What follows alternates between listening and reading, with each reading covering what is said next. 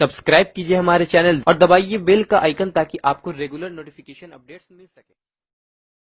वल आक़िबतु लिलमुत्तक़ीन वस्सलातु वस्सलामु अला सय्यिदिल अंबिया'i वल मुरसलीन व अला आलिहि व अस्हाबिहि अत्तय्यिबीन अत्ताहिरीन अम्मा बअद फ़अऊज़ु बिल्लाहि मिनश शैतानिर रजीम बिस्मिल्लाहिर रहमानिर रहीम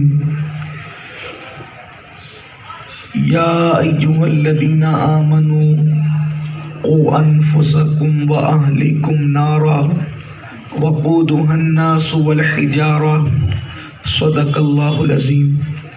गौसे आज़म बमने बेसरो सामा मददे क़िबले नी मददे काबे ईमा मददे इंतज़ारे करमे तुस्त मने आइनी रा ए खुदा जो खुदा बीनो खुदा दा मददे बगिरदा बे बला उफ्ताद कश्ती ज़ईफ़ानो शकिस्तारा तो पुश्ती बहक़े ख़ाजे उस्मान हारून मदद कुन या मुईनुद्दीन चिश्ती मदद कुन या मुईनुद्दीन चिश्ती मदद कुन या मुईनुद्दीन चिश्ती। मिंबर पर रौनक अफरोज़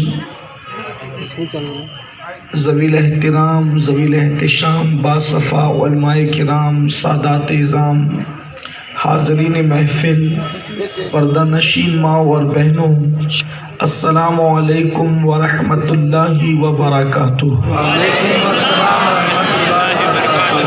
इंतहाई अक़ीदत व महब्बत के साथ अपने और सारी कायनात के मरकज़ अक़ीदत अनीस बेकसां चारा साज़े दर्दमंदां हम गरीबों के गमगुसार हम फ़कीरों की सरवत शहरयार इरम ताजदारे हरम नौबहार शफ़ाअत शब असरा के दूल्हा नौशे बज़्म जन्नत दानाए सुबुल मौलाए कुल ख़त्मुर रुसुल खुसरवे खूबा सयाह लामका वजह कुन फ़का दुर्रिल्लाहिल मकनून सिर्रिल्लाहिल मखज़ून आलिम मा काना व मा यकून आबो गिले अंबिया जानो दिले असफिया मतले हर सआदत मक़ते हर सियादत खुलासे कायनात फ़ख्र मौजूदात हुज़ूर अहमद मुजतबा मुहम्मद मुस्तफ़ा अरवाहुना फ़िदा सल्लल्लाहु ताला अलैहि व आलिहि व सहबिही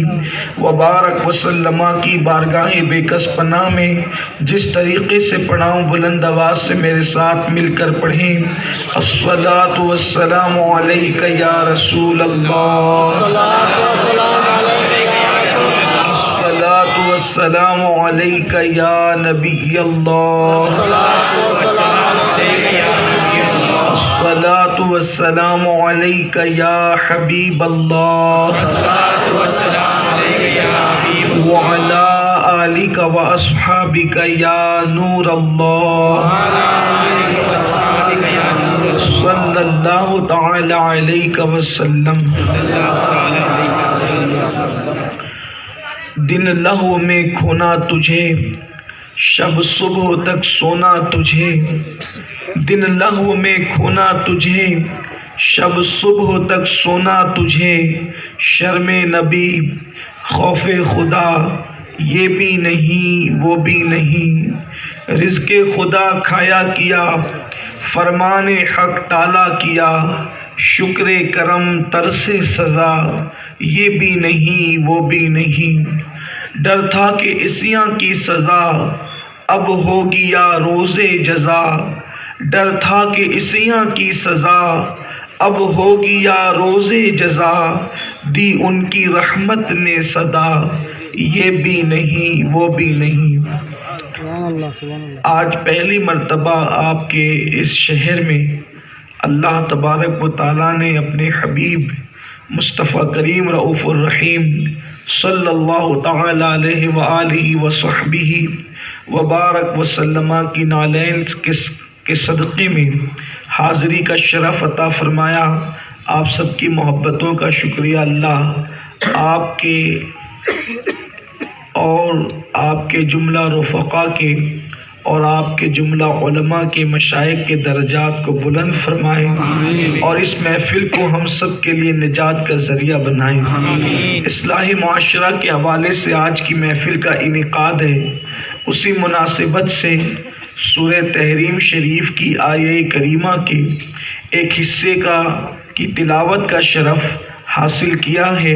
میرا اللہ اس کے متعلق مجھے حق کہنے اور آپ تمامی خواتین و حضرات کو حق سن کر اس پر عمل کرنے اور اسے عام کرنے کی توفیق عطا فرمائے۔ اللہ تبارک و تعالیٰ نے جنت بھی پیدا کی ہے اور جہنم کو بھی پیدا فرمایا ہے، اور میرے اللہ نے جنت اور جہنم کو پیدا کر کے اللہ نہیں چاہتا کہ محبوب کا کوئی غلام جہنم کے اندر جائے، اس لیے اللہ تبارک و تعالیٰ نے ایمان والوں سے مخاطب ہو کر ارشاد فرمایا، قُوا أَنفُسَكُمْ وَأَهْلِكُمْ نَارًا، اے ایمان والو اپنے آپ کو اور اپنی اولاد کو، اپنے اہل و عیال کو جہنم کی اس آگ سے بچاؤ، وقودها الناس والحجارہ، جس کا ایندھن انسان اور پتھر ہے۔ یہ خطاب ایمان والوں سے کیا جا رہا ہے۔ اے مومنو، اے ایمان والو، اپنے آپ کو بھی جہنم سے بچاؤ اور اپنے اہل و عیال کو بھی جہنم سے بچاؤ۔ ایمان والوں سے خطاب ہو رہا ہے، اس کا مطلب یہ ہے کہ ایمان والا بھی جہنم میں جا سکتا ہے، تبھی تو ایمان والوں سے خطاب ہو رہا ہے کہ تم اس راستے نہ جانا، اس راستے نہ چلنا جس راستے چل کر تم جہنم کا ایندھن بن جاؤ یا جہنم کے اندر پہنچ جاؤ۔ میرے پیارے آقا صلی اللہ تعالیٰ علیہ وسلم کے پیارے دیوانوں، یعنی اس راستے سے ہمیں روکا جا رہا ہے اور ہمیں یہ بھی تنبیہ کی جا رہی ہے کہ خبردار اس راستے پہ تم بھی مت جانا اور اپنی اولاد کو بھی جانے مت دینا۔ ایک باپ کی ذمہ داری ہے، ایک ماں کی ذمہ داری ہے کہ وہ راستہ جو تمہیں جہنم کی طرف لے کر کے جاتا ہے یا تمہاری اولاد کو جہنم کی طرف لے کر جاتا ہے، اس راستے نہ جانا، اس لیے کہ دنیا کا کوئی انسان ایسا نہیں ہے جو میرے اللہ کے عذاب کو برداشت کر سکے۔ رب تبارک و تعالیٰ نے جو عذاب انسانوں کے لیے تیار کر رکھا ہے، اللہ اکبر، فرمایا گیا انسان جو صرف ایک گناہ کرتا ہے، ایک گناہ، انسان کے ایک گناہ کی سزا، ایک گناہ کا عذاب اگر کسی پہاڑ پر ڈال دیا جائے تو پہاڑ پگھل جائے، پہاڑ اس کو برداشت کرنے کی طاقت نہ رکھے۔ آپ اندازہ کریں، میری قوم کے جوانوں، تھوڑی دیر کے لیے غور کریں کہ انسان کے ایک گناہ کی سزا اگر پہاڑ پر ڈالی جائے تو پہاڑ پگھل جائے گا، برداشت نہیں کر سکے گا۔ اللہ اکبر، جب انسان کے ایک گناہ کی سزا پہاڑ اس سے پگھل سکتا ہے، اللہ تبارک و تعالیٰ ایک گناہ پر جو سزا دے گا، ایک گناہ پر جو عذاب دے گا، اس سے پہاڑ پگھل سکتا ہے۔ آپ مجھے بتائیں، کیا ہمارا جسم جو ہے وہ پہاڑوں سے مضبوط ہو گیا؟ کیا ہمارا جسم پتھروں سے مضبوط ہو گیا؟ کیا ہمارا جسم پتھروں سے زیادہ طاقتور ہو گیا؟ اندازہ کریں، جب پہاڑ اللہ کے عذاب کو برداشت نہیں کر سکتا تو انسان کا یہ نرم و نازک وجود، انسان کا یہ مختصر سا وجود جو چونٹی کے کاٹنے سے بھی بے چین ہو جاتا ہے، جو مچھروں کے کاٹنے سے بھی بے چین ہو جاتا ہے، اللہ اکبر، سوتا ہوا انسان اگر اس کے بدن پر مکھی چلنے لگے تو اس کی نیند اڑ جاتی ہے۔ انسان کتنا کمزور ہے، انسان کتنا کمزور ہے کہ مکھی اور مچھر کے ڈنک کو انسان برداشت نہیں کر پاتا۔ مگر سوچو تو صحیح، انسان کمزور اتنا ہے کہ مچھر کے ڈنک کو برداشت نہ کر سکے، مکھی کے ڈنک کو برداشت نہ کر سکے، اور انسان بے باک کتنا ہے کہ اللہ کے غضب کو دعوت دے رہا ہے، اللہ کے عذاب کو دعوت دے رہا ہے۔ میرے پیارے آقا صلی اللہ علیہ وسلم کے دیوانوں، جہاں میرا اللہ رحیم و کریم ہے، ستار و غفار ہے، وہیں پر میرا اللہ غیرت والا بھی ہے۔ یاد رکھنا، جب کوئی قوم خدا کے غضب کو دعوت دیتی ہے، جب کوئی قوم خدا کے غضب کو چیلنج کرتی ہے، جب کوئی قوم اللہ کے قانون کو پیٹ کے پیچھے ڈالتی ہے، تو میرے اللہ کا فرمان ہے، اِنَّ بَطْشَ رَبِّكَ لَشَدِيدٌ، تیرے رب کی پکڑ بڑی سخت ہے۔ اللہ اکبر، آپ مجھے بتائیں، آج انسان گناہ کر کے سوچتا ہے اللہ کریم ہے، معاف کر دے گا، اللہ کریم ہے، بخش دے گا۔ اللہ کو کریم جان کر جو لوگ گناہ کرتے ہیں کیا وہ اللہ کو قادر جان کر زہر بھی کھاتے ہیں؟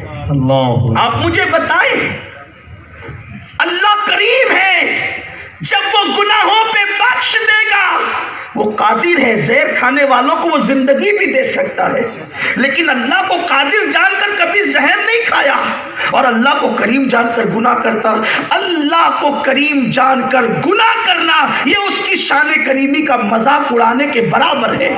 اللہ کو کریم ماننے کا مطلب یہ ہے نیکیاں کرتے رہو پھر بھی اس سے ڈرتے رہو تاکہ وہ اپنے کرم سے قبول کر لے نیکیوں کو۔ ہمارے اسلاف نیکیاں کر کے اللہ سے ڈرتے تھے اور ہم گناہ کر کے بھی اللہ سے نہیں ڈرتے، اللہ کے عذاب سے نہیں ڈرتے، اور لوگ کہتے ہیں نہیں بھائی ہم تو بخشے جائیں گے۔ بڑی معذرت کے ساتھ ایک بات آپ سے کہتا ہوں، یہ قرآن مقدس میں جو جگہ جگہ اللہ تعالیٰ نے بنی اسرائیل کا تذکرہ کیا ہے، کبھی ہم نے غور کیا؟ کبھی ہم نے غور کیا کہ قرآن کہہ رہا ہے کہ ہم نے بنی اسرائیل کو کبھی سور کی شکل دے دی، بنی اسرائیل کے چہرے بگاڑ کے کبھی ان کو خنزیر بنا دیا، سور بنا دیا، کبھی ان کو بندر بنا دیا، کبھی ان پہ پتھر برسا دیے، کبھی ہواؤں کے ذریعے سے ان کو ہلاک کر دیا، کبھی چنگاڑ نے ان کو تباہ کر دیا، کبھی زلزلوں میں ان کو دھسا دیا۔ یہ بنی اسرائیل کون ہے؟ کبھی غور کیا بنی اسرائیل کون ہے؟ کبھی سوچا بنی اسرائیل کون ہے؟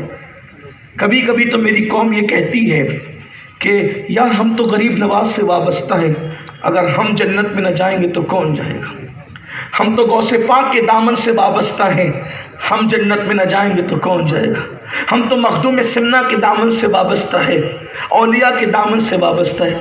لیکن دامن سے وابستہ رہنے والوں، میں بڑی معذرت کے ساتھ ایک بات کہنا چاہتا ہوں، دامن کی ساری عظمتیں مجھے تسلیم ہیں چونکہ میں ان کا غلام ہوں، لیکن جو دامن سے وابستہ ہوتا ہے وہ کبھی بے عمل نہیں رہتا، یہ خاص بات ہے۔ بے شک بے شک حق ہے۔ دامن سے وابستگی کا اعلان کرنا الگ بات ہے اور دامن سے وابستہ ہو جانا الگ بات ہے۔ ہمارا تو ایمان یہ ہے کہ اگر غوث پاک سے چور بھی وابستہ ہوتا ہے پھر وہ چور نہیں رہ جاتا، پھر وہ بھی مقام قطبیت پر پہنچ جاتا ہے۔ ہم کیسے وابستہ ہوئے؟ چور وابستہ ہو کے قطب بنتا ہے، ہم کیسے وابستہ ہوئے کہ نمازی بھی نہ بن سکے؟ فجر کی نماز میں جو سوتے پڑے رہے ان کو یہ کہنے کا حق کیا ہے کہ ہم غوث پاک کے دامن سے وابستہ ہیں؟ ظہر کی نماز جو مارکیٹ میں چھوڑ دیں ان کو یہ کہنے کا حق کیا ہے کہ ہم غریب نواز کے دامن سے وابستہ ہیں؟ لیکن یہ غلط فہمی دور کر دو، اس لیے کہ ہمارا اسٹیج بہت ذمہ دار اسٹیج ہے، یہاں سے سبحان اللہ کہنے پہ جنت نہیں بٹے گی، یہ بہت ذمہ دار اسٹیج ہے، جنت تقسیم کرنے کا حق ہمیں نہیں ہے۔ اللہ کے رسول صلی اللہ علیہ وآلہ وسلم جن کو اللہ نے اتنا صاحب اختیار بنا کر بھیجا تھا کہ وہ تو انسان اگر چاہے تو پتھر کو بھی جنتی بنا دے، چاہے تو درخت کو بھی جنتی بنا دے، اور انہوں نے بنایا، احد کو جنت عطا کی، ستون حنانہ کو جنت عطا کی، جہاں بانی عطا کر دے، بری جنت ہبا کر دے، نبی مختار کل ہے جس کو جو چاہے عطا کر دے۔ سبحان اللہ سبحان اللہ، بہت خوب حضور جسے جو چاہے۔ لیکن جن صحابہ کو میرے نبی نے جنت کی بشارت دی تھی، جنت کی بشارت پا کر وہ بے خوف نہیں ہوئے تھے بلکہ ان کی راتیں مصلوں پر گزرا کرتی، ان کی راتیں مصلوں پر گزرتی تھی۔ آپ جانتے ہیں کبھی ہم نے غور کیا زندگی میں نہ خوف ہے، نہ خشیت ہے، نہ عمل ہے، اور جنتی ہونے کا دعویٰ ہے۔ سیدنا فاروق اعظم رضی اللہ عنہ کی زندگی کے آخری ایام جب ہم پڑھتے تو حیرت ہوتی ہے۔ اپنے جوانوں سے خصوصی توجہ، وہ لوگ جو شراب کے اڈوں کو آباد کرتے ہیں پھر بھی سوچتے ہیں کہ ہم بخشے جائیں گے، وہ لوگ جو اپنے ہاتھوں سے تاش کے پتے کھیلتے ہیں، موبائل پر گیم میں لگے رہتے ہیں، میسیجز دیکھنے کی فرصت ہے واٹس ایپ پر مگر اللہ کا قرآن پڑھنے کی فرصت ہمارے پاس نہیں۔ پھر لوگ کہتے ہیں مولانا ہم یہ ستائے کیوں جا رہے ہیں؟ ہم پر ظلم کیوں ہو رہا ہے؟ جو قوم قرآن پہ ظلم کرے اس قوم پہ ظلم نہیں ہوگا تو پھر کس پر ظلم ہوگا؟ ہم نے اللہ کی کتاب پہ ظلم کیا ہے۔ قرآن پڑھنے کے لیے آیا تھا، قرآن زندگیوں میں شامل ہونے کے لیے آیا تھا، اور ہم نے اس قرآن کو طاق کی زینت بنایا۔ جو خدا کی کتاب پہ ظلم کرے ظالم ہے ہم نے اللہ کی کتاب پہ ظلم کیا ہے۔ تو جس قوم نے خدا کی کتاب پہ ظلم کیا اس قوم پہ پھر ظلم نہیں ہوگا، اس قوم کو تباہ نہیں کیا جائے گا، اس قوم کو برباد نہیں کیا جائے گا، اس قوم کو ہلاک نہیں کیا جائے گا۔ سوچو، غور کرو۔ سیدنا فاروق اعظم رضی اللہ تعالیٰ جن کے بارے میں میرے نبی نے فرمایا صلی اللہ علیہ وآلہ وسلم کہ میرے بعد اگر کوئی نبی ہوتا تو عمر ابن خطاب ہوتے، لا نبی بعدی، مگر میرے بعد کوئی نبی نہیں۔ فرمایا جس کی زبان پر خدا بولتا ہے وہ عمر ابن خطاب ہے، سبحان اللہ۔ جس کی رائے کی تائید میں قرآن کی آیتیں آتی ہیں وہ عمر ابن خطاب ہے۔ اور فرمایا میرے آقا علیہ السلام نے اپنی محفلوں کو عمر کے نام سے زندہ کیا کرو، سبحان اللہ۔ حضرت عمر ابن خطاب کے نام سے محفلوں کو زندگی ملتی ہے۔ اس سے پتہ چلا جب ذکر عمر سے محفل زندہ ہوتی ہے تو جس نے عمر کو عمر بنایا ہے اس مصطفیٰ جان رحمت کے نام سے اگر مردے زندہ ہو جائے تو اس میں اعتراض کی کیا بات ہے؟ سبحان اللہ، سبحان اللہ، سبحان اللہ۔ سیدنا فاروق اعظم رضی اللہ عنہ کے نام فرمایا کہ عمر کے نام سے محفلوں کو زندہ کیا کرو۔ سیدنا فاروق اعظم رضی اللہ تعالیٰ جب آپ پر حملہ کیا گیا، حالت نماز میں حملہ کیا ایک مجوسی نے، اور آپ کو چارپائی پہ لا کر کے ڈالا گیا۔ اب آپ کی زندگی کے کچھ لمحات باقی تھے، سیدنا فاروق اعظم کی زندگی کے۔ آپ کے بیٹے کھڑے رو رہے تھے، اور بھی مسلمان تھے عقیدت مند، چونکہ امیر المومنین فاروق اعظم جن کے دور میں اللہ نے اسلام کو بہت بڑی فتوحات عطا فرمائی، جتنی فتوحات ان کے دور میں ملی اتنی فتوحات کسی کے دور میں نہیں، بلکہ اور آپ نے جو انصاف کے ساتھ عدل کے ساتھ حکومت کی وہ ایک اسلام کی تاریخ کا روشن باب ہے، بڑا سنہری باب ہے۔ سیدنا فاروق اعظم رضی اللہ تعالیٰ اپنے بیٹوں سے فرماتے میرے بیٹو، میں نے جب بھی تمہیں کوئی حکم دیا تو تم نے میری بات پر عمل کیا۔ آج عمر تمہارا بابا آخری بار تمہیں ایک حکم دیتا ہے اس امید پر کہ تم اپنے باپ کی بات پر عمل کرو گے۔ بیٹوں نے اپنے باپ کی طرف توجہ کی، آپ کیا کہنا چاہتے ہیں دنیا سے جاتے جاتے؟ سیدنا فاروق اعظم کہتے ہیں مجھے چارپائی سے اتار کر زمین پہ ڈال دو، اس وقت میں زمین پر آنا چاہتا ہوں۔ بیٹوں نے باپ کے حکم پر عمل کرتے ہوئے کہ آخری وقت ہے اپنے باپ کی نافرمانی نہ کرے بلکہ فرما برداری کر لے، اور فاروق اعظم رضی اللہ عنہ کو انہوں نے زمین پہ ڈال دیا۔ کوئی چٹائی نہیں تھی، کوئی بستر نہیں تھا، کھلی ہوئی زمین پر، ننگی زمین پر حضرت فاروق اعظم کو ڈال دیا گیا۔ حضرت عمر ابن خطاب کی آنکھوں میں آنسو تھے۔ ذرا دل کے کانوں سے سیدنا فاروق اعظم کی زندگی کا یہ باب بھی آپ سن لیں، غور سے سن لیں، توجہ سے سن لیں کہ فاروق اعظم امیر المومنین عمر ابن خطاب رضی اللہ تعالیٰ جس کا ذکر توریت میں، جس کا ذکر انجیل میں ہے، قرآن مقدس کی کئی آیتیں اللہ نے جس کی شان میں نازل فرمائی ہے، حضور علیہ السلام نے جس کی شان بیان فرمائی ہے، وہ سیدنا فاروق اعظم رضی اللہ تعالیٰ عنہ زمین پر اپنے بچوں کو ڈالنے کا حکم دیتے ہیں، اور جب بچے آپ کو زمین پہ ڈال دیتے ہیں تو کبھی یہ رخسار زمین پہ رگڑتے ہوئے کہتے ہیں اللہ عمر کی مغفرت فرما دے، اور کبھی یہ رخسار زمین پہ رگڑ کر کہتے ہیں اللہ عمر کی مرنے سے پہلے مغفرت فرما دے، موت سے پہلے عمر کی مغفرت فرما دے، قیامت کے دن تو عمر سے کوئی حساب مت لینا، تو عمر کی مغفرت فرما دے۔ آپ کے بیٹے، آپ کے پوتے اور آپ کے وہ جو معتقدین تھے کہنے لگے امیر المومنین آپ کیا کر رہے ہیں، آپ تو وہ ہیں، حضور نے آپ کے بارے میں یہ کہا، آپ کے بارے میں یہ کہا، آپ کے بارے میں یہ کہا۔ فاروق اعظم کہتے ہیں خبردار، یہ منقبت پڑھنے کا وقت نہیں ہے، عمر یہ چاہتا ہے، اب توجہ کریں ان جملوں پر، عمر یہ چاہتا ہے کہ قیامت کے دن عمر کو برابر سرابر چھوڑ دیا جائے۔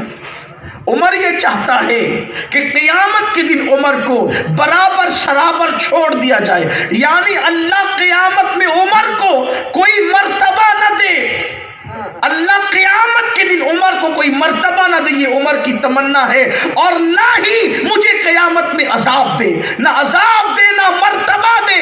अगर अल्लाह ने क़यामत में मुझे बराबर सराबर छोड़ दिया, समझ जाऊंगा कि उमर कामयाब हो गया। ये खौफ और खशियत का हाल है। हालांकि फारूक आजम की शान ये है, अल्लाह के रसूल सल्लल्लाहु अलैहि वसल्लम ने अपने एक हाथ में सिद्दीक अकबर का हाथ लिया और दूसरे हाथ में फारूक आजम का हाथ लिया। फरमाया लोगों देखो, जैसे हम तीनों यहाँ खड़े हैं, मैदान महशर में भी तीनों इसी शान से आएंगे। उनकी शान ये है, लेकिन खशियत का हाल क्या है, खौफ इलाही का हाल क्या है? ये कहते हैं कि अगर मुझे बराबर सराबर छोड़ दिया गया, मैं समझूंगा कि मैं कामयाब हूँ। आप सोचो, जिसकी रातें मुसल्ले पर गुजरती हो, जिसने दीन के लिए सब कुछ लुटाया हो, उसके खौफ खुदा का ये हाल है। अपनी ज़िंदगी में ना नमाज है, अपनी ज़िंदगी में ना सच है, अपनी ज़िंदगी में ना तक़वा है, अपनी ज़िंदगी में ना परहेज़गारी है, अपनी ज़िंदगी में ना इबादत का शौक़ है। उसके बावजूद कभी हमने भी मुसल्ले पे रो करके आंसू बहाए। जिस दिन सैयदना फ़ारूक आज़म की शहादत हुई, शहादत उस दिन जब आपको गुस्ल देने के लिए तख्ते पे लिटाया गया, तो आपके पैरों पर चाबुक के निशानात थे, कोड़े के निशानात थे। गुस्ल देने वालों ने आपके बेटों से कहा, ये पैरों पर चाबुक के निशानात कैसे हैं?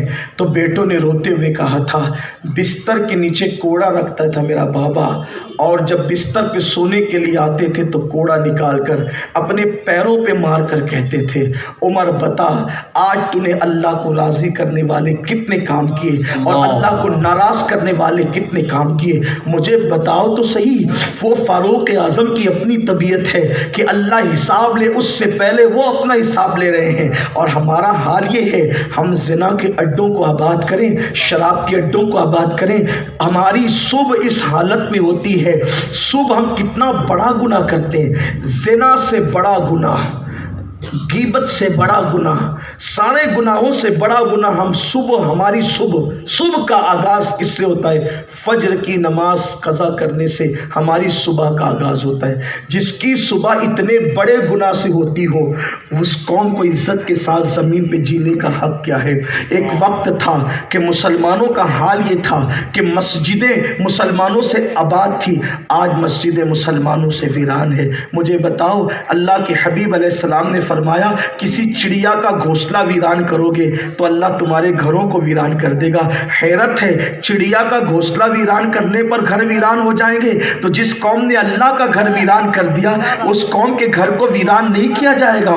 लोग अगर आज हमें वतन से निकालने की बात कर रहे हैं और हमारे घरों को वीरान करने की बात कर रहे हैं, तो क्या इसका सबब यह नहीं हो सकता कि हमने अल्लाह के घरों को वीरान किया है, इसलिए दुनिया हमारे घरों को वीरान करने की बात कर रही है। और सुन लो, अपने मसाइल का हल सियासी लीडरों के दरवाजे पर नहीं है। इस उम्मत के मसाइल का हल कल भी अल्लाह की बारगाह में था, आज भी अल्लाह की बारगाह में है और क़यामत तक अल्लाह की बारगाह में रहेगा। अपने मसाइल का हल चाहते हो तो पहले खुदा की बारगाह में झुक जाओ, अल्लाह की बारगाह में झुकते जाओगे, अल्लाह मसाइल को हल करता जाएगा। नारे तकबीर। और हाल ये है, हम सब के पास जाना चाहते हैं, रब के पास नहीं जाना चाहते। और सुन लो, रब से बड़ी ताकत किसी की नहीं है, अल्लाह से बड़ी ताकत किसी की नहीं है। जब कौम के जवान आवारा फिक्र हो जाते हैं, जब कौम अय्याशी करती है, जब कौम आवारगी करती है, तो फिर अल्लाह तबारक व तआला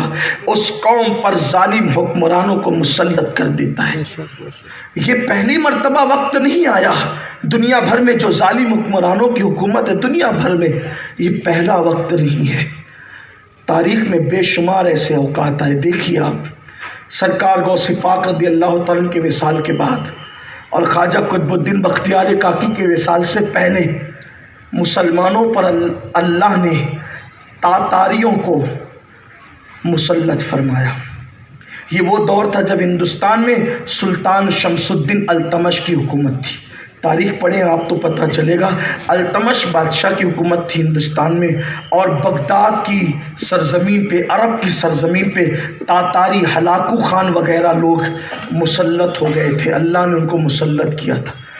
आप कभी सोच सकते हैं कि जालिम हुक्मरान भी तो अल्लाह ही की मर्ज़ी से मुसल्लत होते, خیرہ و شرہ من اللہ تعالی، ہمارا ایمان ہے اللہ کی مرضی کے بغیر پتہ نہیں ہلتا۔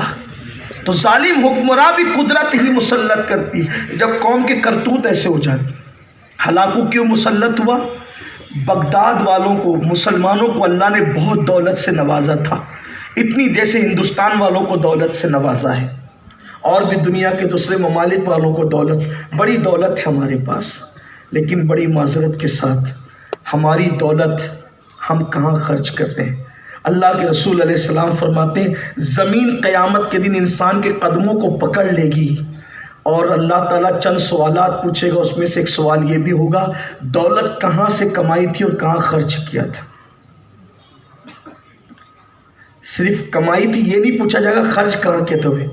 لوگ کہتے ہیں شادی کی فضول خرچی بند کرو، میں اپنی قوم سے یہ بھی کہتا ہوں کہ جلسوں کی بھی فضول خرچی کو بند کرو۔ ابھی ایک بہت قیمتی ہار میرے لیے لایا گیا تھا، بہت مہنگا تھا، کم از کم 2000 سے تو کم کا نہیں ہوگا میرے اندازے کے مطابق۔ میں اس کو 2 سیکنڈ پہن کے اتار دیتا، اس سے زیادہ پہن بھی نہیں سکتا تھا، اتنا وزنی ہار۔ میں نے اس لیے اس کو واپس کر دیا مزار پر کہ کم سے کم رات بھر تو رکھا رہے گا۔ جس قوم کی بیٹیاں برقع پہن کر سگنلوں پہ بھیک مانگ رہی ہو، اور جس قوم کی بیٹیوں کے پاس جہیز کے لیے پیسے نہ ہو اور وہ 35 سال تک شادی کے لیے بیٹھی ہوئی ہو، کیا اس قوم کے خطیب کو یہ حیا دیتا ہے کہ وہ اتنا قیمتی ہار 2 سیکنڈ پہن کر اتار دے؟ اور اس قوم کے جلسہ کرنے والوں کو یہ زیب دیتا ہے کہ وہ اتنا قیمتی ہار صرف 2 سیکنڈ کے لیے اپنے آئے ہوئے مہمان کو پہنائے؟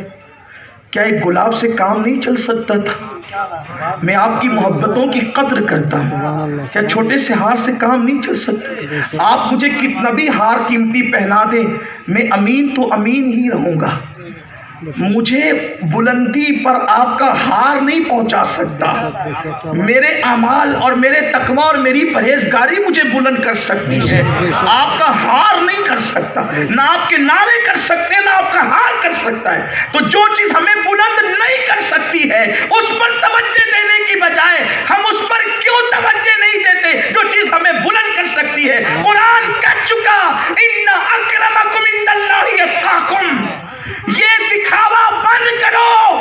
عمر ابن خطاب نے 1450 سال پہلے ہمیں بتایا تھا، جب بیت المقدس کی چابیاں دینے کے لیے بلائے گئے فاروق اعظم تو ایک سواری پر بیٹھ کر کے آئے تھے، غلام سواری پر تھا، فاروق اعظم پیدل تھے، پھٹے ہوئے موزے تھے، پیون لگا ہوا کرتا تھا۔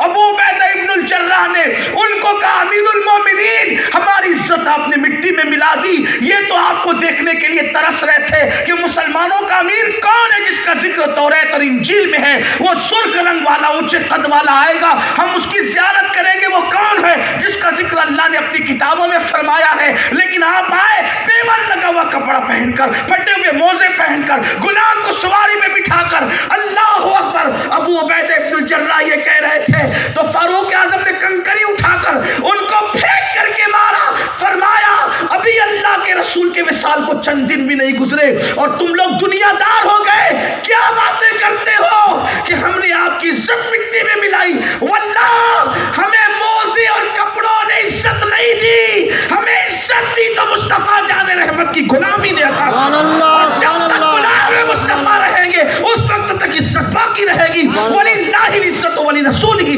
وللمؤمنین، عزت اللہ کے لیے، رسول کے لیے اور رسول کے وفاداروں کے لیے۔ سبحان اللہ سبحان اللہ۔ میں تو عزت حضور کی غلامی نے دی تھی، اب ہم کپڑوں میں ڈھونڈ رہے ہیں، اب ہم فضول خرچیوں میں ڈھونڈ رہے ہیں۔ سنیو اپنی اعمال کا احتساب کرو، فضول خرچیوں پہ کنٹرول کرو، کیونکہ شادی والا تو اپنے گھر سے خرچہ کرتا ہے، جلسے والوں اپنے گھر سے نہیں کرتے۔ جس قوم کی بیٹیاں غربت کی وجہ سے لوجوں میں بک رہی ہو اس قوم کو کبھی زیبا نہیں دیتا کہ وہ جلسوں میں فضول خرچیاں کرے۔ کچھ لوگ تو مجھ پہ ناراض بھی ہوتے ہیں، میں تو لوگوں کو یہ بھی کہتا ہوں کہ جو خطیب مہنگے ہو جائے انہیں نہ بلایا کرو، جو نعت خواں مہنگے ہو جائے، جو رسول اللہ کا نام بیچنے لگے ان کو بلا کر آپ کی محفل میں کون سی برکت ہو؟ سادے انداز سے مسجد کا امام اگر 2 نعتیں پڑھ دینا وہ آپ کی نجات کے لیے کافی ہے۔ اور میری قوم کو تو ہوش آنا چاہیے، कवैयों को 50-50 हज़ार रुपये एक एक घंटा पढ़ाने का देते हो, और जो इमाम पूरी ज़िंदगी तुम्हारी मस्जिदों में खिदमत पे गुजार देता है, तुम्हारे बच्चे की कान की अजान से लेकर तुम्हारे बाप के जनाजे तक, मैयत और तीजिए 10वें 20वें 40वें तक और बरसी की फातिहा तक सब कुछ करता है, तुम उसको 5-7 हज़ार से ज़्यादा नहीं देते। क्या बात है, सुभान अल्लाह। जिस कौम की पोजीशन और फिक्र इतनी बोती होगी, वो कौम कैसी तरक्की करे। 1 घंटे के लिए जिसको बुलाया उसको 50 हज़ार दिया, और जो महीने भर इमामत करता रहा उसकी खिदमत इस तरह करते हो। नहीं, इस दकियानूसियत से बाहर निकलो। याद रखना, कभी हक कड़वा लगता है, लेकिन नश्तर जो लगाता है वो दुश्मन नहीं होता। फजूल शादी की फजूल खर्ची से भी बचो, और जलसों की फजूल खर्ची से भी बचो, वरना क़यामत के दिन पहनाने वाले से भी पूछा जाएगा और पहनने वाले से शायद ज़्यादा पूछा जाएगा, इसलिए कि पहनाने वाला तो कम इल्म वाला था, पहनने वाले के पास इल्म ज़्यादा था। तूने टोक करके क्यों नहीं रोका? इसलिए कि हमारा मज़हब रोकने और टोकने ही का मज़हब है। हमारे मज़हब की खैर उम्मत का ताज जो हमें मिला है वो तस्बीह और माला जपने की बुनियाद पे नहीं मिला है। इस उम्मत को खैर उम्मत का जो ताज मिला है, तामुरूना बिल मारूफ व तनहौना अनिल मुनकर, जब बुराई देखो तो रोको, इस बुनियाद पे तुम्हें खैर उम्मत का ताज अता किया है। सुभान अल्लाह, सुभान अल्लाह। जब तक हक नहीं बोलोगे हक तक पहुंच नहीं सकते, वरना ये कौम तो जा रही है कहाँ? तो अर्ज ये कर रहा था, बात दूर निकल गई, अर्ज कर रहा था कि बनी इस्राइल को कुदरत ने सूअर बना दिया, बंदर बना। ये जो बंदर और सूअर है ये वो लोग नहीं है, कुछ लोगों की गलत फहमी है, क्योंकि कुदरत ने जिनके चेहरे मस्क किए फिर उनको 3 दिन से ज़्यादा जिंदा नहीं रखा, मर गए वो, लेकिन उनके चेहरे सूअर बंदर की तरह। कभी सोचा वो कौन थे बनी इस्राइल? बनी इस्राइल का मतलब ही है औलाद याकूब। बनी इस्राइल का मतलब ये है औलाद। अगर आले पैगंबर बदकार हो जाएं तो कुदरत उनको सूअर और बंदर बना देती है। हालांकि उम्मत मोहम्मदिया में हुजूर की औलाद की खुसूसियत अलग है, वो उसको आप उस पर फिट न कीजिएगा, इसलिए कि इन्नमा युरीदुल्लाह उनके लिए नहीं था। मगर ये ज़रूर है कि नबी की औलाद अगर पाप करे तो कुदरत उनको सूअर और बंदर बना रही है, कुदरत उन पर पत्थर बरसा रही है, कुदरत उनको जलजले के जरिए से हलाक कर रही है, कुदरत उनको हवाओं के जरिए से तबाह कर रही है। और फिर कुरान में बयान भी हो रहा है ताकि कान खुल जाए, अगर नबी की औलाद जन्म करे तो उनके साथ ऐसा सलूक किया जाता है, तो तुम कौन हो? तुम्हारी क्या हैसियत? तुम्हारा अंजाम क्या होगा? जरा गौर तो करो, सोचो तो सही मेरे प्यारे आका सल्लल्लाहु अलैहि वसल्लम के प्यारे दीवानों। इसलिए गुनाह करने से पहले गुनाह के अंजाम को सोच लो। तो कहने ये चला था कि अल्लाह ने हलाकू जैसा जालिम हुक्मरान जो बगदादियों पर और अरबों पे मुसल्लत किया था, हालात क्या बने थे? बहुत दौलत थी उनके पास, बहुत माल था उनके पास। अल्लाह ने मुसलमानों को बहुत दौलत से, मौरखीन लिखते हैं कि अल्लाह ने मुसलमानों को इतनी दौलत दी थी, इतनी कि उस वक्त के यूरोपी ममालिक के बादशाहों के ख़जाने में इतनी दौलत नहीं होती थी जितनी दौलत अल्लाह ने एक एक मुस्लिम ताजिर को अता फरमाई थी। अब तारीख उठा, अल्लाह ने बहुत दिया था हमें और दे भी रहा है, लेकिन जब कुदरत ने नवाजा था दौलत से तो चर्बी चढ़ी, और एक एक मुसलमान के घर में 300 लड़कियां शराब पिलाने वाली होती थी और 800 लड़कियां गाना गाने वाली होती थी। जब मुसलमानों का हाल हो गया, ईसाई लड़कियों को अपने हरम में लाकर रख रहे थे, बगैर निकाह के दाश्ताएं हरम में मुसलमानों के मालदारों के हरम में थी, मुसलमानों के घरों में थी। ज़िना आम हो गया था, शराब आम हो गई थी, गाने और म्यूज़िक को रिवाज दे दिया गया था। फिर कुदरत ने जालिम हुक्मरान मुसल्लत किए और फिर वो अंजाम हुआ कि आज तक इंसानियत लरज़ रही है उस किस्से से कि दजला के अंदर कई दिन तक मुसलमानों के सर बह रहे थे, मुसलमानों का खून बह रहा था, मुसलमानों की किताबों को जला करके उसकी राख बहाई जा रही थी। ऐसा लगता है कि उन हालात और आज के हालात में बहुत ज़्यादा फ़र्क महसूस नहीं हो रहा है। अल्लाह अकबर। अल्लाह ने मुसलमानों को दौलत दी, माल दिया, ताकत दी, क़ुव्वत दी, सब कुछ दिया, लेकिन वहाँ 300 लड़कियाँ शराब पिलाने वाली थी। चूँकि अब दौर तो तरक्की पर आ गया है, اب 300 لڑکیوں کی ضرورت نہیں ہے، اب خود کے گھر میں فریج کے اندر شراب سجا ہوا ہے. یہ صورت حال ہے. وہ 800 لڑکیاں تو گاتے گاتے کبھی تو تھکتی ہوگی، نہ تھکنے والا موبائل ہمارے پاس موجود ہے، کانوں میں ایئر فون لگا کے پوری رات سنتے. جبکہ اللہ کے رسول صلی اللہ علیہ وآلہ وسلم فرماتے ہیں کہ گانے اور میوزک دلوں میں ایسے نفاق پیدا کرتا ہے جیسے بارش زمین پر سبزہ پیدا کرتی ہے. بارش گرنے سے جیسے ہریالی آتی ہے ویسے گانے اور میوزک کی وجہ سے دلوں میں نفاق پیدا ہوتا ہے.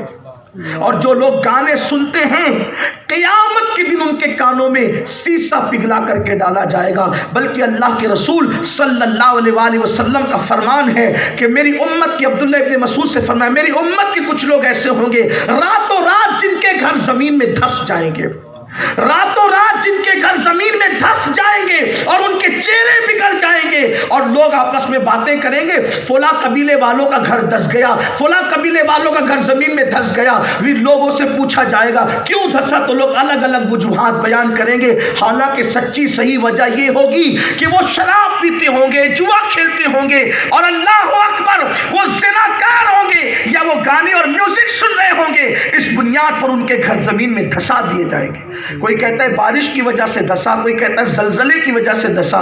اللہ کے رسول علیہ السلام فرماتے ہیں جب تم اپنے گھروں میں بیٹھ کر یا شراب پیو گے یا میوزک سنو گے یا گانے سنو گے یا زنا کرو گے تو اللہ تمہارے گھروں کو زمین میں دھسا دے گا. اس دن سے ڈرو جب اللہ کا عذاب اتر آئے. حالات دن بدن بدلتے جا رہے ہیں لیکن قوم اپنے آپ کو بدلنے کا نام نہیں لیتی. وہ کون سا گناہ ہے، کن کن گناہوں پہ گفتگو کی جائے. لوگ کہتے ہیں معاشرے کی اصلاح کریں، لیکن بڑی معذرت کے ساتھ سن کر کے معاشرہ نہیں بدل سکتا. میں چاہتا ہوں آپ بدلیں، آپ چاہتے ہیں میں بدلوں، ایک دوسرے کو ہم بدلنا چاہتے ہیں. لیکن یاد رکھیں جب تک ہم خود کو اپنے آپ کو بدلنا نہیں چاہیں گے اس وقت تک معاشرے میں انقلاب نہیں آئے گا. اللہ کے رسول علیہ السلام نے آج ہی کے شاید حالات کی خبر دی تھی. میرے آقا نے فرمایا کہ دین کی باتیں قریب قیامت لوگ رسمی طور پر کریں گے، عمل کرنے کے لیے نہیں کریں گے، دل بہلانے کے لیے دین کی باتیں کی جائے گی. مجھے خوشی ہے دین کی باتیں سننے کے لیے میرے اتنے بھائی جمع ہو گئے. کاش جتنا سننے کے لیے جمع ہوئے تو اتنا ہی عمل کرنے کے لیے اگر جمع ہو جائے تو کتنا بڑا انقلاب آئے گا. اگر بیلگام کے اتنے جوان فجر کی نماز کے پابند ہو جائیں پھر دیکھو کیسے انقلاب آتا ہے. چہروں پہ داڑیاں سجا لیں پھر کیسے انقلاب آتا ہے. جھوٹ بولنے سے توبہ کر لیں پھر کیسے انقلاب آتا ہے. والدین کے ساتھ وفا کرنے کا عہد کر لیں پھر کیسے انقلاب آتا ہے. تاش کے پتوں سے توبہ کر لے. پہلے ہاتھ میں تاش کے پتے لے کے کھیلے جاتے تھے اور اب موبائل پر تاش کے پتے اور جوا کھیلا جاتا ہے. جانتے ہیں اللہ کے حبیب علیہ السلام کے فرمان کا مفہوم ہے جس کو حجت الاسلام امام غزالی رحمۃ اللہ علیہ نے لکھا ہے کہ جو جوے کے آلات اپنے ہاتھ میں لے گا قیامت کے دن اس حالت میں اٹھے گا کہ اس کے ہاتھ سور کے خون میں رنگے ہوئے ہوں گے. اللہ اکبر اللہ اکبر. جس نے جوے کے آلات اپنے ہاتھ میں لیا، جس نے جوا کھیلا، قیامت کے دن وہ اس حالت میں اٹھے گا کہ اس کے ہاتھ سور کے خون میں رنگے ہوں گے. اب اس کی محرومی دیکھو. اور قیامت کا وہ دن ہوگا جب حضور اپنے امتیوں سے مصافحہ کریں گے. آپ سوچو اگر اس مجمع میں کسی کے ہاتھ میں کیچڑ لگا ہو کیا وہ علماء کرام اور سادات کرام سے مصافحہ کر سکتا ہے؟ ہرگز نہیں. ہاتھ میں پاک کیچڑ لگا ہو تو علماء اور سادات سے مصافحہ کرنے کی ہمت نہیں ہوتی. جوا کھیلنے کی وجہ سے جب تمہارے ہاتھوں میں سور کا خون لگا ہوگا تو بتاؤ کیا حضور سے مصافحہ کرنے کی سعادت حاصل کر سکو گے؟ اور اللہ اکبر، یہاں تو کیچڑ لگا اپنی مرضی سے یا نہیں لگا لیکن دھونا اپنی مرضی سے ضرور ہو سکتا ہے. مگر جوے کی وجہ سے اگر سور کا خون میں ہاتھ رنگ گیا وہاں اپنی مرضی سے نہیں دھل سکتے. کتنی محرومی ہوگی، کتنی بدبختی ہوگی، کتنا پچھتاوا ہوگا، کتنے رنج و الم ہوں گے. مگر وہاں پچھتانے سے کام نہیں چلے گا. اگر پچھتانا ہے تو یہاں پچھتاؤ، اگر توبہ کرنا ہے تو یہاں کرو، نادم ہونا ہے تو یہاں کرو. اس لیے کہ یہاں حکم ہے، اجازت ہے، موقع ہے، توبہ کا دروازہ کھلا ہوا والا ہے کہ جو گناہ سے توبہ کر لیتا ہے وہ گناہ سے ایسے پاک ہو جاتا ہے جیسے ابھی اپنی ماں کے پیٹ سے پیدا ہوا. لیکن ایسا نہیں ہوتا.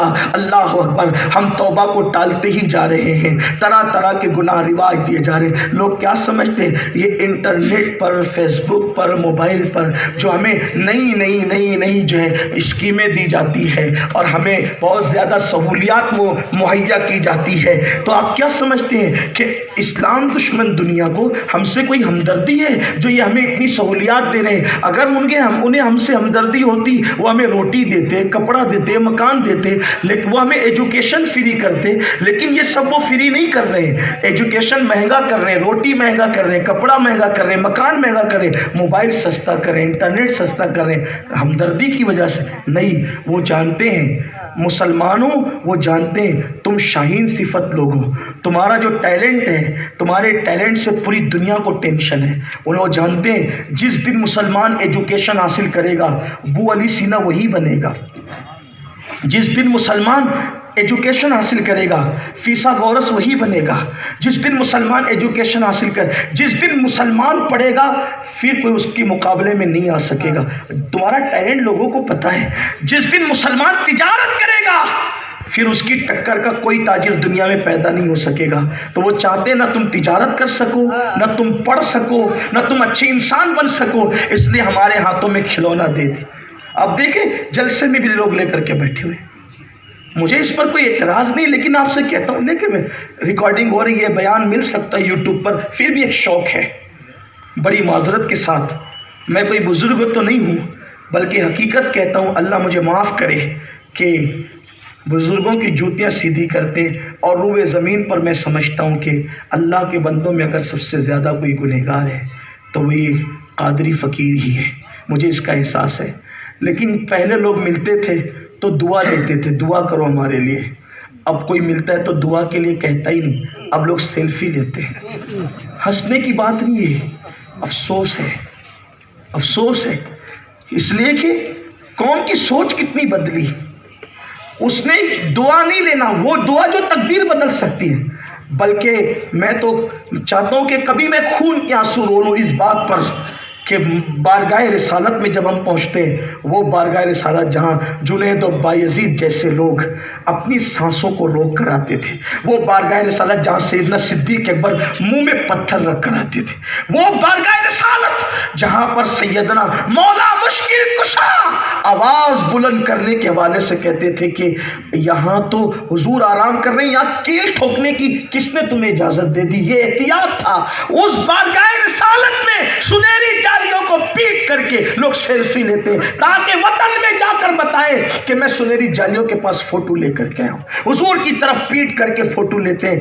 ارے نادان، کتنی بدبختی ہے کہ تو لوگوں کو بتانے کے لیے حضور کی جالیوں کی طرف پیٹ کر کے فوٹو لے رہا ہے. تیری توجہ حضور کی طرف نہیں. کاش کہ تو حضور سے شفاعت کی بھیک لیتا تو دنیا میں بھی کام آتی اور آخرت میں بھی کام آتی. لیکن سوچ بدلی. یہ کھلونا جو ہاتھ میں آ گیا ہے لیکن ہم اس کا مس یوز کر رہے، غلط استعمال کر رہے.